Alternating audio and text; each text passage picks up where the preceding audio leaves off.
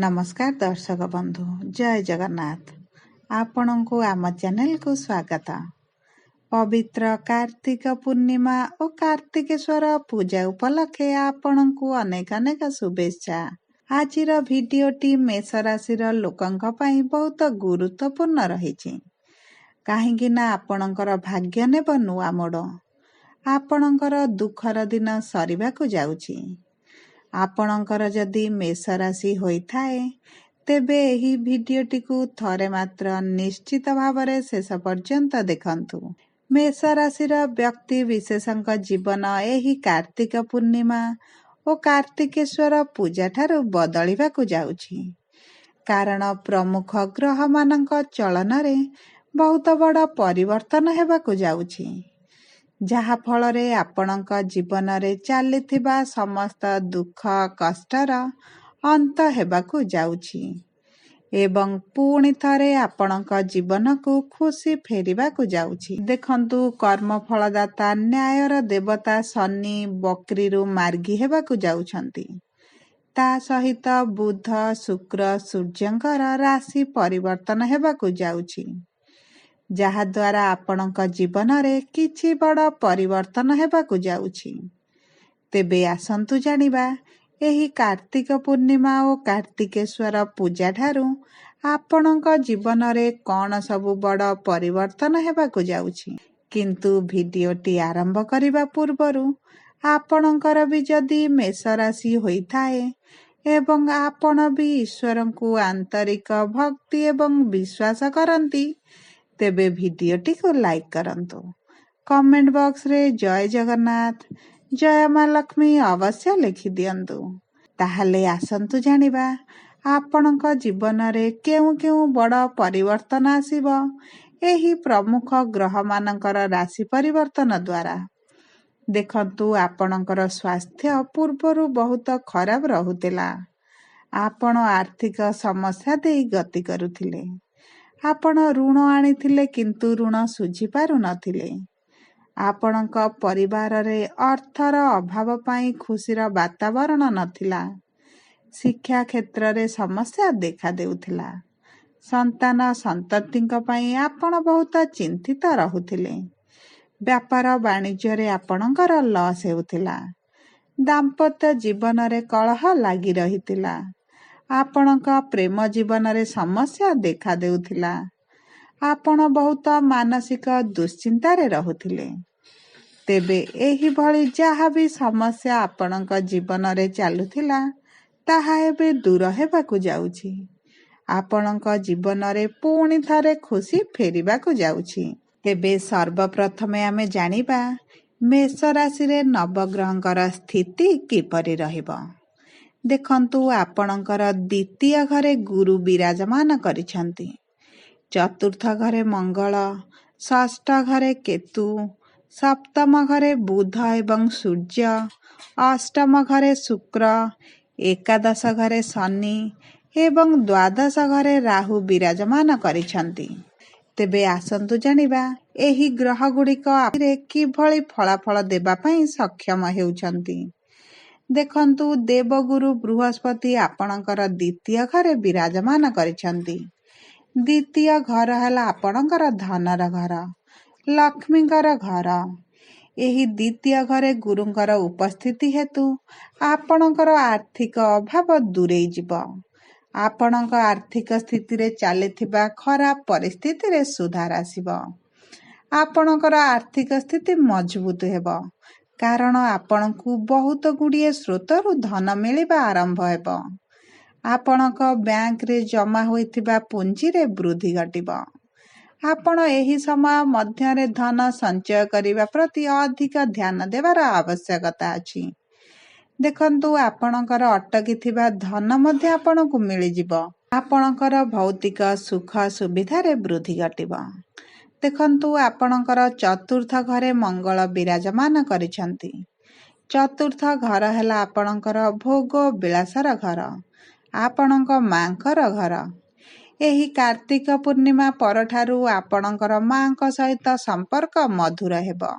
आपणकर मांकर आपणक प्रति थिबा चिंता टिके कमी जिवो। ଆପଣଙ୍କର ମାଙ୍କ ସହିତ ସମ୍ପର୍କରେ ମଧୁରତା ଫେରି ଆସିବ। ଆପଣଙ୍କ ମାଙ୍କ ଠାରୁ ଆପଣ କିଛି ସାହାଯ୍ୟ ଏବଂ କିଛି ସହଯୋଗ ପାଇବେ। ଦେଖନ୍ତୁ, ଚତୁର୍ଥ ଘର ହେଲା ଆପଣଙ୍କର ଭୋଗବିଳାସର ଘର। ଏହି ସମୟ ମଧ୍ୟରେ ଆପଣଙ୍କର ଭୌତିକ ସୁଖ ସମ୍ପତ୍ତିରେ ବୃଦ୍ଧି ଘଟିବ। ଆପଣଙ୍କର ପୂର୍ବରୁ ଚିନ୍ତା କରି ରଖିଥିବା କୌଣସି ଜିନିଷ ଆପଣ କିଣିପାରନ୍ତି। ବିଶେଷ ଭାବରେ ଆପଣଙ୍କୁ ନୂତନ ସମ୍ପତ୍ତି କିଣିବାର ସମ୍ଭାବନା ଅଛି। ଆପଣ ଜମି କିମ୍ବା ଜାଗା କିଛି କିଣିପାରନ୍ତି। ପୂର୍ବରୁ ଆପଣ ଯଦି ସେୟାର ମାର୍କେଟ, ଲଟେରୀ କିମ୍ବା ଅଲଗା କୌଣସି ଯୋଜନାରେ ଅର୍ଥ ବିନିଯୋଗ କରିଛନ୍ତି, ଆପଣଙ୍କୁ ପ୍ରଚୁର ଲାଭ ମିଳିବ।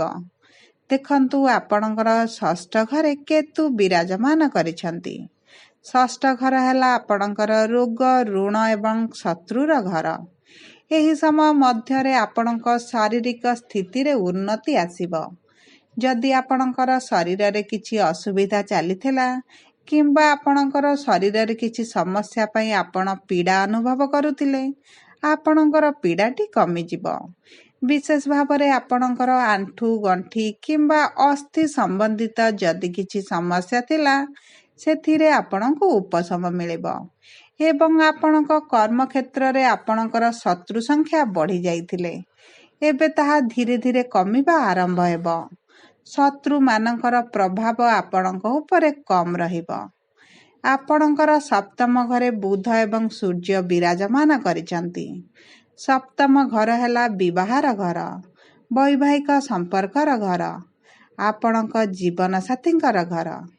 ଏହି କାର୍ତ୍ତିକ ପୂର୍ଣ୍ଣିମା ପରଠାରୁ ଆପଣଙ୍କର ବୈବାହିକ ସମ୍ପର୍କରେ ମଧୁରତା ଆସିବ। ଆପଣଙ୍କର ବୈବାହିକ ଜୀବନରେ ପ୍ରେମ ଏବଂ ରୋମାନ୍ସର ବୃଦ୍ଧି ଘଟିବ। ଆପଣଙ୍କର ଜୀବନ ସାଥୀଙ୍କ ଠାରୁ ଆପଣଙ୍କୁ ସମ୍ମାନ ମିଳିବ।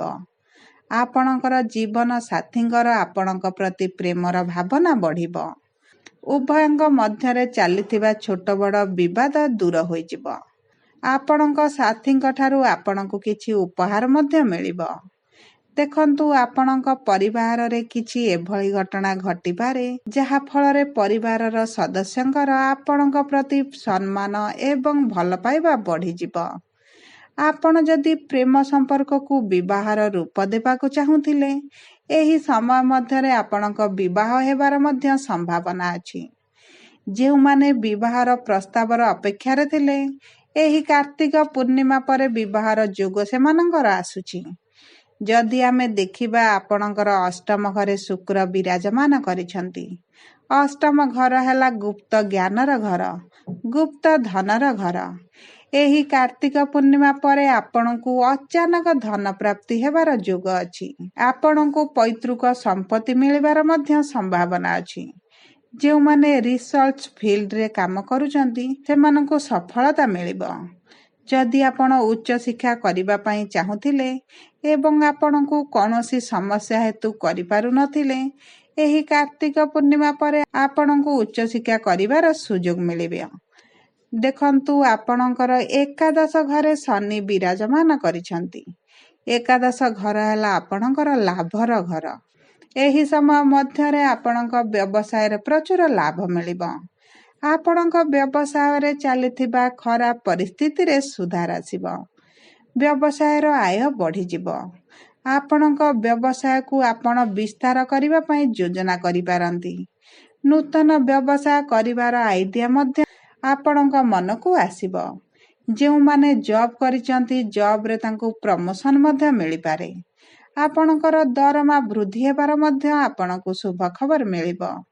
ଦେଖନ୍ତୁ, ଆପଣଙ୍କ କର୍ମକ୍ଷେତ୍ରରେ ସକାରାତ୍ମକ ପରିବର୍ତ୍ତନ ଦେଖାଯିବ, ଯାହାଫଳରେ ଆପଣଙ୍କର ଉପରିସ୍ଥ ଅଧିକାରୀଙ୍କ ସହିତ ସମ୍ପର୍କରେ ଘନିଷ୍ଠତା ଆସିବ। ଆପଣଙ୍କର ଦକ୍ଷ ପରିଚାଳନା ହେତୁ ଉଭୟ ଧନ ଏବଂ ପ୍ରତିଷ୍ଠାରେ ବୃଦ୍ଧି ଘଟିବ। ଆପଣ ସାଇଡ୍ ବିଜନେସ୍ କରିବା ପାଇଁ ମଧ୍ୟ ଚିନ୍ତା କରିପାରନ୍ତି। ଆପଣଙ୍କର ଦ୍ୱାଦଶ ଘରେ ରାହୁ ବିରାଜମାନ କରିଛି। ଦ୍ୱାଦଶ ଘର ହେଲା ଆପଣଙ୍କର ଖର୍ଚ୍ଚର ଘର। ଏହି ସମୟ ମଧ୍ୟରେ ଆପଣ ଦୂରଯାତ୍ରା କରିପାରନ୍ତି କିମ୍ବା ବିଦେଶ ଯାତ୍ରା କରିବାର ଯୋଗ ମଧ୍ୟ ଅଛି। ଯେଉଁମାନେ ବିଦେଶ ଯିବାକୁ ଚାହୁଁଥିଲେ, ଆପଣଙ୍କୁ ବିଦେଶ ଯିବାର ସମ୍ଭାବନା ବଢ଼ିଯାଉଛି। ଆପଣଙ୍କୁ ତୀର୍ଥସ୍ଥଳ ଯାତ୍ରା କରିବାର ମଧ୍ୟ ସମ୍ଭାବନା ଅଛି। ଦେଖନ୍ତୁ ଆପଣଙ୍କୁ ଯଦି ଆମ ଭିଡ଼ିଓଟି ପସନ୍ଦ ଆସିଥାଏ ଭିଡ଼ିଓଟିକୁ ଲାଇକ୍ କରନ୍ତୁ। କମେଣ୍ଟ ବକ୍ସରେ ଜୟ ଜଗନ୍ନାଥ ଜୟ ମା ଲକ୍ଷ୍ମୀ ଅବଶ୍ୟ ଲେଖିଦିଅନ୍ତୁ। ପ୍ରଥମ ଥର ଯଦି ଆମ ଚ୍ୟାନେଲକୁ ଆସିଛନ୍ତି ଚ୍ୟାନେଲଟିକୁ ସବସ୍କ୍ରାଇବ୍ କରନ୍ତୁ। ପାଖରେ ଥିବା ବେଲ୍ ଆଇକନକୁ ପ୍ରେସ୍ କରନ୍ତୁ। ଧନ୍ୟବାଦ।